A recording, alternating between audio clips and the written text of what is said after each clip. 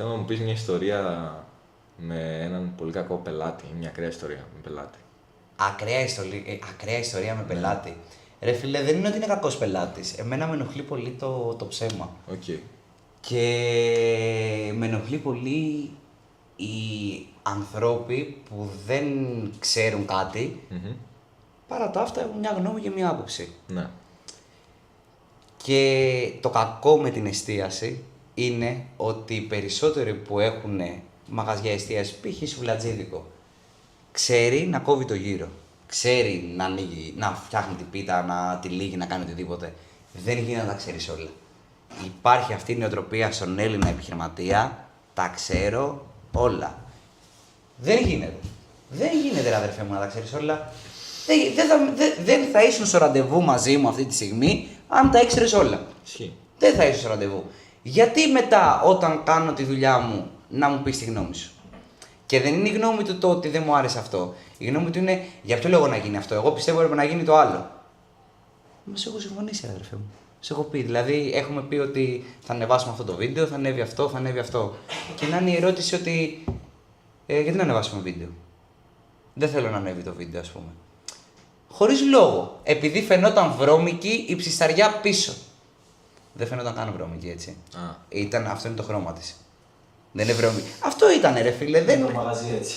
Αυτό είναι το μαγαζί σου, ρε αδερφέ. Δεν μπορώ να το κάνω κάτι. Δεν είμαι. Κατάλαβα. Μπορώ να κάνω edit, μπορώ να φτιάξω τις λεπτομέρειες. Δεν μπορώ να τα αλλάξω όλα με το βίντεο. Δεν είμαι μάγος. Πάω στον χώρο σου. Γενικά, ναι, πιστεύουν ότι.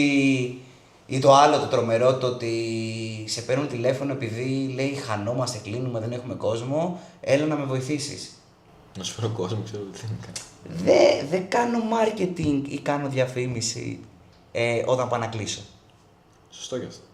Δηλαδή, τι θα κάνεις marketing όταν δεν έχεις καθόλου πελάτες, για να σου έρθουν οι πελάτες, τι να σου κάνουν τη δουλειά σου. Άμα έχεις καλή δουλειά θα έχεις πελάτες τόσα χρόνια που τι κάνεις. Άρα κάτι έχεις κάνει λάθος. Πρέπει να ξεκινήσεις από το μηδέν, να ξαναπροβληθείς, να ξαναπάρεις πελάτες και μετά είναι στο χέρι σου αυτούς τους πελάτες να τους κρατήσεις. Δηλαδή να τους κάνεις καλά τη δουλειά, να έχεις μια επικοινωνία, να. Χίλια δύο πράγματα που μπορείς. Δεν είναι κάτι στάνταρ.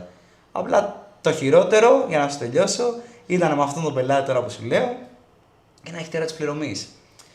Ο συγκεκριμένος άνθρωπος του είχα πει να είναι ο ίδιος εκεί να με πληρώσει. Και μου λέει ότι κάτι του έχει τύχει πάρα πολύ σημαντικό και πρέπει να φύγει. Μου είχε αφήσει ένα φάκελο στο μαγαζί να περάσω να τον πάρω όποτε θέλω. Πόσα λεφτά είναι, κύριε Τάδε, είναι 5,50, είναι μέσα. Ναι, εγώ τα έχω βάλει, είναι μέσα στο φάκελο με το όνομά σου, Λευτέρης. Πάω την επόμενη μέρα από το μαγαζί, με το όνομα, λέω, υπάρχει ένα φάκελο με το όνομα Λευτέρης. Όχι, λέει, δεν μου έχει αφήσει κάτι. Την επόμενη μέρα, ρε, μιλήσαμε κλείσει. Ναι. Πάω, δεν υπάρχει κάτι. Τον παίρνω τηλέφωνο. Ναι, τον ξέχασα, θα τον φέρει ο άλλος, θα κάνει. Δεν έβγαζα νόημα αυτά που έλεγε. Τέλος πάντων, με τα πολλά, μου λέει, ήταν Τετάρτη, μου λέει μέχρι τέλος της εβδομάδας να έχεις περάσει, θα τα έχω αφήσει εγώ λέει από αύριο στο μαγαζί πάλι. Κυριακή πήγα. Πάω Κυριακή, να πάρω τα λεφτά, ζητάω το φάκελο, τον παίρνω. Δεν άνοιξα μπροστά εκεί πέρα να δω πόσα λεφτά είναι. Πρέπει να είναι 550 ευρώ. Και πάω σπίτι, ανοίγω το φάκελο και είναι 450. Λίγα.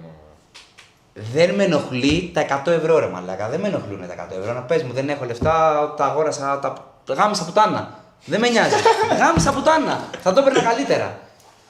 Αποκλείεται. Δεν γίνεται, εγώ τα έβαλα μέσα. Και να έχουμε μια συνεννόηση, εγώ είμαι ελέφαντας, εσύ είσαι πετεινός. Αυτό ας πούμε ήταν για μένα είναι το χειρότερο πράγμα. Δηλαδή υποτιμάς την νοημοσύνη μου, έχω κάνει τη δουλειά μου, μου έχει ζαλίσει τα αρχίδια, δεν έχω μιλήσει γιατί θέλω να είμαι επαγγελματίας και ένα πράγμα έχεις να κάνεις. Δεν έχεις κάτι άλλο να κάνεις. Να μου δώσεις τα λεφτά. Αυτό. Και να μην το κάνεις. Δηλαδή, ναι, ήταν ένα κομμάτι ας πούμε αυτός ο πελάτης. Ακόμα και τώρα μου λέει θες να ξεκινήσουμε μια συνεργασία και λέω όχι. Στάδω τα λεφτά όμως. Όχι, ακόμα μου χρωστάει 100 ευρώ. Δεν θέλω να τα πάρω. Δεν θέλω να τα πάρω. Δεν θέλω, όχι. Δεν μου λείπουν τα 100 ευρώ. Ναι, ρε μπρο, καταλαβαίνω. Είναι για το γαμό. Ναι, δεν θέλω να τα πάρω. Άσα να νιώθει ότι με έκλεψε. Να νιώθει χαρούμενο. Με γεμίζει που θα νιώθει χαρούμενος για αυτά τα 100 ευρώ.